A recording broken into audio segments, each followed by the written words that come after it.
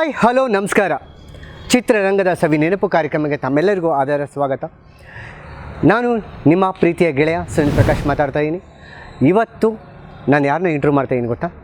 ಇವರು ಸುಮಾರು 100-150 ಚಿತ್ರಗಳಲ್ಲಿ ಅಭಿನಯಿಸಿದ್ದಾರೆ. ಹಾಗೆ ಸೀರಿಯಲ್ಲು, ನಾಟಕ, ಸಿನಿಮಾಗಳಲ್ಲಿ ಆ್ಯಕ್ಟ್ ಮಾಡ್ತಾ ಇವ್ರದ್ದೇ ಒಂದು ಸ್ವಂತ ಸಿನಿಮಾ ಇನ್ಸ್ಟಿಟ್ಯೂಟ್ನ ಓಪನ್ ಮಾಡಿ ಸಾವಿರಾರು ವಿದ್ಯಾರ್ಥಿಗಳನ್ನ ಎಜುಕೇಷನ್ ಕೊಟ್ಟು ಅವ್ರನ್ನೂ ಕೂಡ ಕಲಾವಿದರನ್ನಾಗಿ ಮಾಡಿ ತುಂಬ ಪ್ರೋತ್ಸಾಹ ನೀಡುತ್ತಿರುವಂಥ ನಮ್ಮ ಪ್ರೀತಿಯ ನಟ, ಯಾವಾಗಲೂ ಹಸನ್ಮುಖಿ ನಗು ಕೂಡ, ಯಾವಾಗಲೂ ನಗ್ತಾ ಇರ್ತಾರೆ, ಒಂದು ಚೂರು ಕೋಪ ಮಾಡ್ಕೊಂಡು ಅಂತ ನೋಡಿಲ್ಲ ಅಂಥ ಒಂದು ವ್ಯಕ್ತಿ ನಮ್ಮೊಂದಿಗಿದ್ದಾರೆ. ಅವ್ರನ್ನ ಬರಮಾಡ್ಕೊಳ್ತಾ ಈ ಕಾರ್ಯಕ್ರಮವನ್ನು ಶುರು ಮಾಡೋಣ. ಅರವಿಂದ್ ಸರ್ ನಮಸ್ತೆ, ಹೇಗಿದ್ರೆ? ಅರವಿಂದ್ ಸರ್ ನಮಸ್ಕಾರ. ಹಾಯ್ ನಮಸ್ಕಾರ. ಇವರೇ ಹಸನ್ಮುಖಿ ನಗು ಮುಖದ ಒಡೆಯ ಅಂತಲೇ ಹೇಳ್ಬೋದು. ಪುನೀತ್ ರಾಜ್ಕುಮಾರ್ ಬಿಟ್ಟರೆ ಇವರ ಒಂದು ಮುಖದಲ್ಲಿ ಸ್ಮೈಲ್ ಬರ್ತಾನೆ ಇರುತ್ತೆ. ಅರವಿಂದ್ ಅಂತ ಹೇಳಿ. ಅರವಿಂದ್ ಸರ್ ನಮಸ್ತೆ. ಹಾಯ್ ನಮಸ್ಕಾರ. ಸರ್ ಸುಮಾರು 100-150 ಚಿತ್ರಗಳ ಅಭಿನಯಿಸಿದ್ದೀರಾ. ಹಾಗೂ ನಿಮ್ಮದೇ ಆದಂಥ ಒಂದು ಸಿನಿಮಾ ಇನ್ಸ್ಟಿಟ್ಯೂಟ್ನ ಓಪನ್ ಮಾಡಿದ್ದೀರಾ, ಸನ್ನಿಧಿ ಫಿಲ್ಮ್ ಇನ್ಸ್ಟಿಟ್ಯೂಟ್ ಅಂತ. ಇವ್ರ ಸಿನಿಮಾ ಇನ್ಸ್ಟಿಟ್ಯೂಟ್ ಬಂದು ನಾಗರಬಾವಿ ರಿಂಗ್ ರೋಡಲ್ಲಿ ಅಂಬೇಡ್ಕರ್ ಕಾಲೇಜ್ ಎದುರುಗಡೆನೇ ಈ ಸಿನಿಮಾ ಇನ್ಸ್ಟಿಟ್ಯೂಟ್ ಇದೆ. ಸಾವಿರಾರು ವಿದ್ಯಾರ್ಥಿಗಳಿಗೆ ಹೊರ ಜಿಲ್ಲೆಯಿಂದ ಬರೋರಿಗೆ ಕೂಡ PGನ ಮಾಡಿ ಅವರಿಗೆ ಎಜುಕೇಷನನ್ನು ಕೊಡ್ತಿದ್ದಾರೆ. ಸರ್ ಖುಷಿ ಆಗ್ತದೆ, ಮಗುಗೆ ಬಣ್ಣ ಹಚ್ಚಿದ್ದೀರಾ, ಒಂದು ಒಳ್ಳೆ ಸಿನಿಮಾದಲ್ಲಿ ಆ್ಯಕ್ಟ್ ಮಾಡ್ತಾಯಿದ್ದೀರಾ, ಅದು ಪೊಲೀಸ್ ಪಾತ್ರದಲ್ಲಿ. ಹೇಗನ್ಸುತ್ತೆ ಸರ್? ಎಲ್ಲರಿಗೂ ಕರ್ನಾಟಕ ಜನತೆಗೆ ಎಲ್ಲರಿಗೂ ನಮಸ್ಕಾರ. ನನ್ನ ಹೆಸರು ಅರವಿಂದ್ ಅಂದ್ಬಿಟ್ಟು. ಆಲ್ಮೋಸ್ಟ್ ಒಂದು ಸೀರಿಯಲಲ್ಲೆಲ್ಲ ತುಂಬ ಪ್ರತಿಯೊಂದು ಸೀರಿಯಲಲ್ಲೂ ಒಂದು ಒಳ್ಳೆ ಪಾತ್ರ ಬರ್ತಾಯಿದೆ. ಈಗ ನಾಳೆನೂ ಆಸೆ ಅಂತ ಸೀರಿಯಲಲ್ಲಿ ಮಾಡ್ತಾಯಿದ್ದೀನಿ. ಪ್ರತಿಯೊಂದು ಸೀರಿಯಲ್ಲೂ ಒಂದೊಂದು ಪಾತ್ರ ಇದ್ದೇ ಇರುತ್ತೆ ನಂದು. ನನ್ನ ಸ್ನೇಹಿತ, ತುಂಬ ಆತ್ಮೀಯ ಗೆಳೆಯ ಸುನೀಲ್ ಅವ್ರ ಜೊತೆ ಇಂಟರ್ವ್ಯೂ ಕೊಡೋಕ್ಕೆ ನನಗೆ ತುಂಬ ಖುಷಿ ಆಗ್ತಾಯಿದೆ. ಇವತ್ತು 196ನೇ ಸಿನಿಮಾ ಇವತ್ತು ಆ್ಯಕ್ಟಿಂಗ್ ಮಾಡ್ತಾ ಇರೋದು. ಸಿನಿಮಾ ಹೆಸರು ರುದ್ರ ಅಂದ್ಬಿಟ್ಟು 3 ಲ್ಯಾಂಗ್ವೇಜಲ್ಲಿ ಬರ್ತಾಯಿದೆ, ಕನ್ನಡ, ತಮಿಳು, ತೆಲುಗು. ಈ ಮೊದಲು ಇವರು ಒಂದು ಡೈರೆಕ್ಟ್ರು ಗಜೇಂದ್ರ ಅಂತ ತುಂಬ ಆತ್ಮೀಯರು ನಮಗೆ. 2 ಸಿನಿಮಾದಲ್ಲಿ ಒಳ್ಳೆ ಪಾತ್ರ ಕೊಟ್ಟಿದ್ರು. ಒಂದು ಕ್ಷಣಕ್ಷಣಂ ಅಂತ ಒಂದು ಮೂವಿ ಮಾಡಿದರು, ಮತ್ತು ಇನ್ನೊಂದು ಪುಟಾಣಿ ಪವರ್ ಅಂತ ಒಂದು ಸೂಪರ್ ಇದೇನಂತಾರೆ ಒಳ್ಳೆ ಆ್ಯಕ್ಟಿಂಗ್ ಕೊಟ್ಟಿದ್ರು. ಇದರೊಳಗೊಂದು ಕಂಟಿನ್ಯೂಟಿ ತುಂಬ ಚೆನ್ನಾಗಿದೆ, ಮೇಜರ್ ರೋಲ್ ಕೊಟ್ಟಿದ್ದಾರೆ. ತುಂಬ ಖುಷಿ ಆಗ್ತಾಯಿದೆ.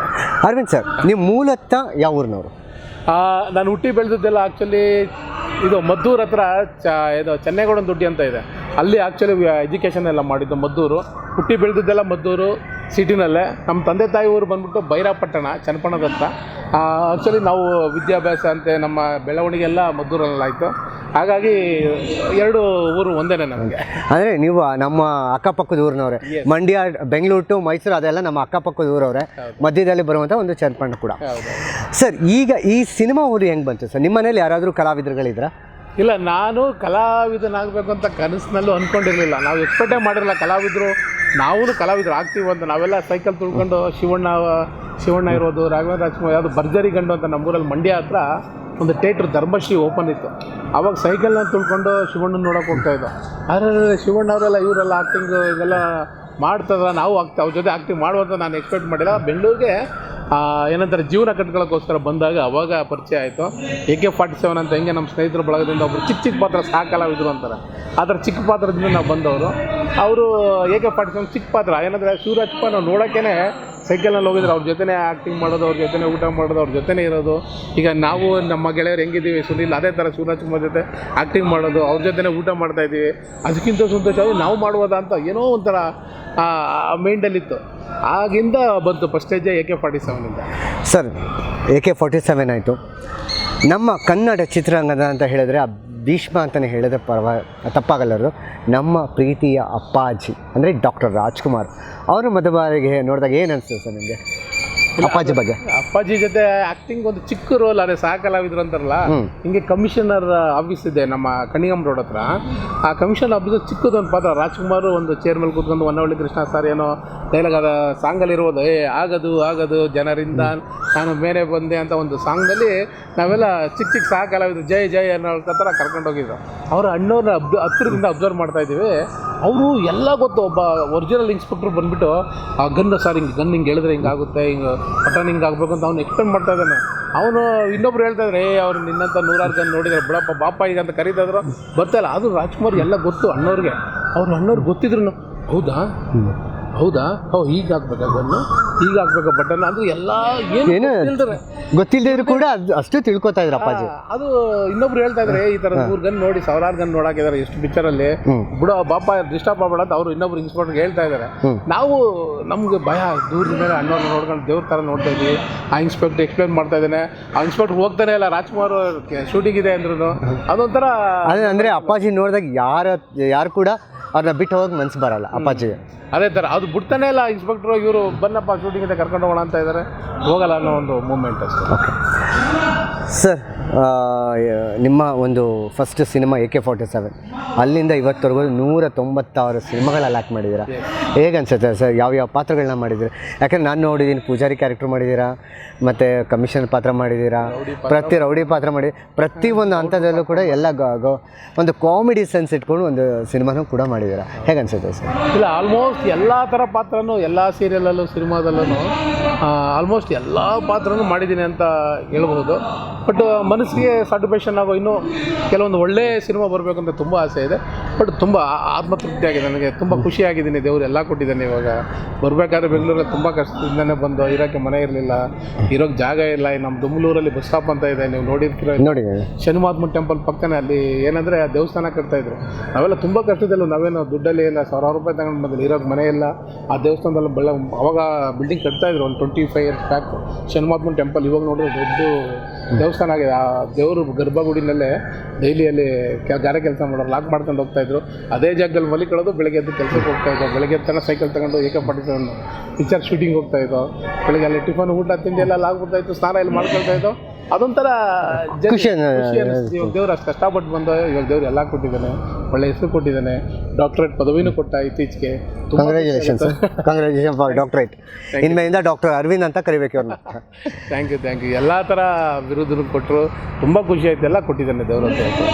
ಸರ್, ಈ ಒಂದು ಜರ್ನಿಯಲ್ಲಿ ನಿಮಗೆ ಒಂದು ಥಾಟ್ ಬಂತು, ಪ್ರೊಡಕ್ಷನ್ ಮ್ಯಾನೇಜರ್ ಆದ್ರಿ, ಅಪಾರ್ಟ್ ಫ್ರಮ್ ದ್ಯಾಟ್ ಕೂಡ ನಂದು ಒಂದು ಸಿನಿಮಾ ಇನ್ಸ್ಟಿಟ್ಯೂಟ್, ನಂದೇ ಒಂದು ಆಫೀಸ್ ಓಪನ್ ಮಾಡಬೇಕು ಅಂತ ಯಾವಾಗ ಅನಿಸ್ತು ಸರ್?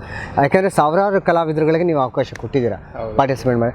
ಅಂಥದ್ರಲ್ಲಿ ಒಂದು 2-3 ಜನ ಏನೋ ಒಂದು ಸೀರಿಯಲ್ಗೆ ಹೀರೋಗಳಾಗಿದ್ದಾರೆ, ಮುಖ್ಯ ಪಾತ್ರ. ಇಲ್ಲ, ನಾನು ಕ್ಲಾಸ್ 2 ಮಾಡಬೇಕು ಅನ್ನೋದು ಇದಿರಲಿಲ್ಲ. ನಾನು ಆ್ಯಕ್ಟಿಂಗ್ ಮಾಡ್ತಾ ನನಗೆ ಆ್ಯಕ್ಟಿಂಗ್ ಅವಾಗ ಫ್ರೀಯಾಗಿರಬಾರ್ದು. ಏನಾದ್ರು ಆ್ಯಕ್ಟಿಂಗ್ ಮಾಡಿದ್ರೆ ಮನೆ ಸುಮ್ಮನೆ ಕೂರಕ್ಕೆ ಹೋಗಲ್ಲ. ಅವಾಗ ನನ್ನ ಸ್ನೇಹಿತ ರಮೇಶ್ ಅಂತ ಅವರು, ಅರವಿಂದ್ ಹಿಂಗೆ ಮ್ಯಾನೇಜರ್ ಪಾತ್ರ ಇದೆ, ಮ್ಯಾನೇಜರ್ ಕೆಲಸ ಇದೆ, ಒಂದು ಸೀರಿಯಲ್ ನೋಡ್ಕೊಳ್ತೀರಾ ಅಂತ ಹೇಳಿದ್ರು. ಯಾವುದೋ 8 ಎದುರು 8 ಅಂತ ಒಂದು ಹೊಸ ಸೀರಿಯಲ್ ಕಸ್ತೂರಿಗೆ ಸ್ಟಾರ್ಟ್ ಆಯಿತು. ಆಮೇಲೆ ಆಯಿತು ಸರ್, ನಾನು ಫ್ರೀಯಾಗಿರೋದು ಯಾಕೆ, ಒಂದು 15 ದಿನ ಸಿನಿಮಾ ಶೂಟಿಂಗ್ ಇರುತ್ತೆ, 15 ದಿನ ಆ್ಯಕ್ಟಿಂಗ್ ಮಾಡ್ಕೊಂಡು ಹೋಗ್ರಿ ಅಂತ ಹೇಳಿದ್ರು. ಆ ಉದ್ದೇಶದಿಂದ ನಾನು ಅವಾಗ 8 ಎದುರು 8, ಬ್ರಹ್ಮಗಂಟು ಅಂತ 2 ಸೀರಿಯಲ್ ಮಾಡ್ತಾಯಿದ್ದೆ. ಆ ಬ್ರಹ್ಮಗಂಟು 8 ಎದುರು 8 ಮಾಡ್ಬೇಕು ತುಂಬ ಜನ ಕಲಾವಿದರು ಬರ್ತಾಯಿದ್ರು, ಸರ್ ನಮಗೊಂದು ಚಾನ್ಸ್ ಕೊಡಿ ಅಂತ. ಅವಾಗ ಎಲ್ಲಿ ಏನಂದರೆ ಕೆಲವರೆಲ್ಲ, ಸರ್ 1 ಲಕ್ಷ ಕೊಟ್ಟೆ ಸರ್, ನಾನು 80,000 ಕೊಟ್ಟೆ ಸರ್, 1.5 ಲಕ್ಷ ಕೊಟ್ಟೆ ಸರ್, ನಮಗೆ ಏನು ಅದು ಇದು ಹೆಲ್ಪ್ ಆಗಿಲ್ಲ, ದಯವಿಟ್ಟು ಕೊಡಿ ಅಂದರೆ. ಅದಕ್ಕೆ ಏನು ಪಾಪ ಅಂದರೆ ಆ್ಯಕ್ಟಿಂಗ್ ಕಲಿಯೋಕ್ಕೆ ನಾನು ಅದು ಸ್ಕೂಲಲ್ಲಿ ಅಲ್ಲಿ ಹೋಗಿದ್ದೀನಿ ಅಂತ ಹೇಳ್ಕೊಟ್ಟು. ಹೌದಾ, ನಾವು ಯಾಕೆ ಇಂಥವ್ರಿಗೆಲ್ಲ ಒಂದು ಒಳ್ಳೇದು ಮಾಡಬಾರ್ದು, ನಮ್ಮ ಕೈಲಿ ಆದಷ್ಟು ಸಹಾಯ ಮಾಡಬೇಕು ಅಂದ್ಬಿಟ್ಟು ನನ್ನ ಮಿಸ್ಸಸ್ ಅವರು ಫ್ರೀ ಇದ್ದರು. ಆ ಉದ್ದೇಶದಿಂದ ಅವ್ರಿಗೊಂದು ಹೆಲ್ಪ್ ಆಗಲಿ ಅನ್ನೋ ಉದ್ದೇಶ 4 ಜನಕ್ಕೆ ಮುಂದೆ ತರೋಣ. ಯಾಕೆಂದರೆ ಯಾರು ಏನಾಗ್ತಾರೆ ಅಂತ ಗೊತ್ತಾಯ್ತು ಟ್ಯಾಲೆಂಟಲ್ಲಿ, ನಮ್ಮ ಕೈಲಿ ಆದಷ್ಟು ಪುಷ್ ಮಾಡ್ಕೊಳ್ಳೋಣ ಅನ್ನೋ ಉದ್ದೇಶಕ್ಕೆ ಆವಾಗ ಯೋಚನೆ ಮಾಡಿ ಒಂದು ಆ್ಯಕ್ಟಿಂಗ್ ಸ್ಕೂಲ್ ಒಂದು ಓಪನ್ ಮಾಡಿದೆ. ತುಂಬ ಜನ ಬಂದರು, ನನಗೂ ತುಂಬ ಸಂತೋಷ. ಅಂಥವ್ರೆಲ್ಲ ನೀವು ಹೇಳ್ದಂಗೆ ತುಂಬ ಜನ ಈಗ ಸಿನಿಮಾ ಹೀರೋ ಆಗಿದ್ದಾರೆ. ನೆಕ್ಸ್ಟು ಇವಾಗ ಯಾವುದಾದ್ರು 7ನೇ ತಾರೀಕು ಒಂದು ರಿಲೀಸ್ ಆಗ್ತದೆ ಈ ಮಂತೆ, ಆ ಸಿನಿಮಾದಲ್ಲಿ ಹೀರೋ ಆಗಿ ಮಾಡಿದರೆ ತುಂಬ ಖುಷಿಯಾಗುತ್ತೆ. ತುಂಬ ಸೀರಿಯಲ್ಗಳು ಹೀರೋಯಿನ್ಗಳಾದರು, ತುಂಬ ಸಂತೋಷ ಅಂತದೆ ನಮ್ಗೆ. ಅದಕ್ಕಿಂತ ಹೆಮ್ಮೆ ಇನ್ನೇನು ಬೇಕು. ಒಳ್ಳೇದಾಗಲಿ ಅನ್ನೋ ಉದ್ದೇಶಕ್ಕೆ ಅತಿ ಕಡಿಮೆ ಬೆಲೆ ಫಸ್ಟ್ ಮಾಡಿದ್ದೆ 2,000 ರೂಪಾಯಿ ತಿಂಗಳಿಗೆ ಕೊಡಿ, ಬರೀ ಬಾಡಿಗೆ ಹೋದರೆ ಸಾಕು, ಜನಗಳು ಪುಷ್ ಮಾಡೋಣ. ಈಗ 46 ಸೀರಿಯಲ್ ಇದೆ ಸರ್. 46 ಸೀರಿಯಲ್ನಲ್ಲಿ ಒಂದು 25 ಸಿನಿಮಾ ನಡೀತಾ ಇದೆ ರೈಟ್ ನಾವು ಇವತ್ತು. ಅಟ್ಲೀಸ್ಟ್ ಒಂದು 46 ಸೀರಿಯಲ್, ಒಂದು 10 ಸೀರಿಯಲ್ ಪರಿಚಯ ಮಾಡಿಕೊಟ್ರೆ, ಇನ್ನೊಂದು 10 ಸೀರಿಯಲ್ ಹಂಗೆ 10 ಮಾಡಿಕೊಟ್ರೆ, ಒಂದು 30 ಸೀರಿಯಲ್ ಪರಿಚಯ ಮಾಡಿಕೊಟ್ರೆ ಮುಂದೆ ಏನಾದ್ರು ಬೆಳ್ಕೊಂಡು ಡೈರೆಕ್ಟರ್ ಇರ್ಬೋದು, ಅಸಿಸ್ಟೆಂಟ್ ಡೈರೆಕ್ಟರ್ ಇರ್ಬೋದು, ಮ್ಯಾನೇಜರ್ ಇರ್ಬೋದು, ಪ್ರೊಡ್ಯೂಸರ್ 4 ಜನ ಪರಿಚಯ ಮಾಡಿಕೊಟ್ರೆ ಅಟ್ಲೀಸ್ಟ್ ಅವರು ಪುಷಪ್ ಆಗಿ ಅವರು ಪಾತ್ರ ಕೊಡೋರು, ಅವರು ಡೈರೆಕ್ಟರ್ ನಮ್ಮ ಬಾಡಿಗೆ ತಕ್ಕಂತೆ ನನಗೇನು ಪಾತ್ರ ಸಿಗುತ್ತೆ ಅಂತ ಡೈರೆಕ್ಟ್ ಹೇಳ್ತಾರೆ. ನಾವು ಅವ್ರು ಪರಿಚಯ ಮಾಡಿಕೊಟ್ರೆ ಮುಂದೆ ಬರ್ಬೋದು. ಆ ಉದ್ದೇಶದಿಂದ ನಾನು ಅವಾಗ ಒಂದು ಆ್ಯಕ್ಟಿಂಗ್ ಸ್ಕೂಲ್ ಸ್ಟಾರ್ಟ್ ಮಾಡಿ ಇವಾಗಲೂ ಬೆಳೆಸ್ಕೊಂಡು ಹೋಗ್ತಾ ಇದ್ದೀನಿ. ತುಂಬ ಜನ ಬರ್ತಾ ಇದ್ದಾರೆ, ಯಾರು ಏನಾಗ್ತಾರೆ ಅಂತ ಗೊತ್ತಾಗಲ್ಲ. ಒಳ್ಳೇದಾಗಬೇಕು ಅನ್ನೋದೇ ನಮ್ಮ ಮನೋಭಾವದಿಂದ ಸ್ಟಾರ್ಟ್ ಮಾಡಿದ್ದೀವಿ. ಖಂಡಿತ ಸರ್. ನಿಮ್ಮ ಎಷ್ಟು ವರ್ಷದ ಒಂದು ಪಾತ್ರಗಳಲ್ಲಿ ನಿಮಗೆ ನೆನಪು ಉಳಿಯುವಂಥ ಒಂದು ಪಾತ್ರಗಳು ಯಾವುದಾದ್ರು ಇದೆಯಾ? ಅದೇ ಒಂದು ಡೈಲಾಗ್ ಹೇಳ್ಬೋದಾ? ತುಂಬ ಇದೆ ಸರ್, ತುಂಬ ಇದೆ ಪಾತ್ರಗಳು. ಅಂದರೆ ನನಗೆ ಒಳ್ಳೊಳ್ಳೆ ಹೀರೋ ಮೇಯ್ನ್ ರೋಲಲ್ಲೇ ಮಾಡಿದೆ. ನಾನಿದ್ದೆ ನೀನು ಇರ್ತೀಯ ಅಂತ ಸ್ವಲ್ಪ ಜನ ನೋಡಿಲ್ಲ, ಆದರೂ ನನಗೆ ಸ್ಯಾಟಿಸ್ಫ್ಯಾಕ್ಷನ್. ಒಳ್ಳೆಯ ಪಾತ್ರ ಫಸ್ಟಿಂದ ಲಾಸ್ಟ್ ಕೂಡ ತುಂಬ ಒನ್ ಆಫ್ ದಿ ಹೀರೋ ಅಂತಲೇ ಹೇಳ್ಬೋದು. ಅದು ಆ ಪಿಕ್ಚರ್ ತುಂಬ ಚೆನ್ನಾಗಿತ್ತು. ಆಮೇಲೆ ಸಂತೋಷಕ್ಕೆ ಅಂತ ಒಂದು ಸಿನಿಮಾ ಬಂತು, ಅದು ತುಂಬ ಚೆನ್ನಾಗಿತ್ತು. ಶರಣ್ ಅವರು ಡೈರೆಕ್ಟ್ರು ತುಂಬ ಒಳ್ಳೆ ಪಾತ್ರ ಕೊಟ್ಟಿದ್ದರು. ಇದು ವೀರೇಶ್ ಅಂದ್ಬಿಟ್ಟು ನಾನಿಲ್ದೇನೆ ನೃತ್ಯ ಅಂತ ಒಂದು ಪಾತ್ರ ಕೊಟ್ಟಿದ್ದು ತುಂಬ ಚೆನ್ನಾಗಿತ್ತು. ಮೇನ್ ರೋಲ್ ನಂದೇ, ನಾನು ಎಕ್ಸ್ಪೆಕ್ಟೇ ಮಾಡಿಲ್ಲ, ಅದೊಂದು ತುಂಬ ಚೆನ್ನಾಗಿತ್ತು. ಮತ್ತು ಲಾಸ್ಟ್ ವೀಕ್ ಒಂದು ರಿಲೀಸ್ ಆಯಿತು ಇತ್ಯಾದಿ ಅಂದ್ಬಿಟ್ಟು, ಅದು ಅಷ್ಟೇ ಫಸ್ಟಿಂದ ಲಾಸ್ಟ್ವರೆಗೂ ಒನ್ ಆಫ್ ದಿ, ನಾನು ಸೆಕೆಂಡ್ ಹೀರೋನೋ ಅಲ್ಲ ಫಸ್ಟ್ ಹೀರೋನೋ ಜನಗಳ ಮನೋಭಾವನೆ ಚೆನ್ನಾಗಿತ್ತು ಪಾತ್ರ ಫಸ್ಟಿಂದ ಲಾಸ್ಟ್ವರೆಗೂ. ಬಟ್ ಏನಂದರೆ ಜನಗಳು ರೀಚ್ ಆಗಿಲ್ಲ.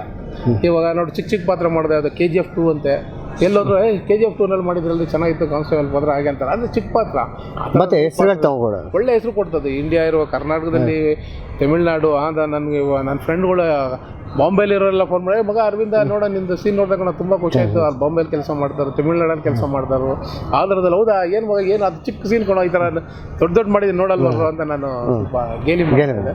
ತುಂಬ ಸಂತೋಷ ಆಯಿತು, ತುಂಬ ಖುಷಿನೂ ಆಯಿತು. ಒಳ್ಳೆ ಪಾತ್ರ ಕೊಟ್ಟಿದ್ದೆ ಡೈರೆಕ್ಟ್ರಿಗೆ. ಸರ್, ಯಾವುದಾದ್ರೂ ಒಂದು ಡೈಲಾಗ್ ಹೇಳ್ಬೋದಾ?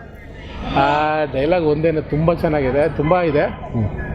ಒಂದು ಡೈಲಾಗ್ ಕೊಡ್ತೀನಿ, ಯಾಕಂದರೆ ಒಂದು ನಾನಿಲ್ಲದೆ ನೀನಿರ್ತೀನಿ ಅಂತ. ಒಂದು ನನ್ನ ತಂಗಿನ ಲವ್ ಮಾಡಿರ್ತಾನೆ ಹೀರೋ, ಅವ್ನು ಗೊತ್ತಿದ್ದು ಮಾಡಿರ್ತಾನೆ, ನನ್ನ ತಂಗಿನ ಲವ್ ಮಾಡಿರ್ತಾನೆ. ಅವ್ನಿಗೊಂದು ಬೈಯೋದು, ಏನೇ ಅನ್ನಪೂರ್ಣ, ನಾನು ಯಾರು ಅಂತ ಗೊತ್ತಿಲ್ವೇನೆ, ನಿನ್ನ ಮಗ ನನ್ನ ತಂಗಿ ಲವ್ ಮಾಡ್ತಾ ಇದ್ದಾನೆ, ಏನು ಯೋಗ್ಯತೆ ಇದೆ ಅಂತ ಅವ್ನು ಲವ್ ಮಾಡ್ತಾ ಇದ್ದಾನೆ.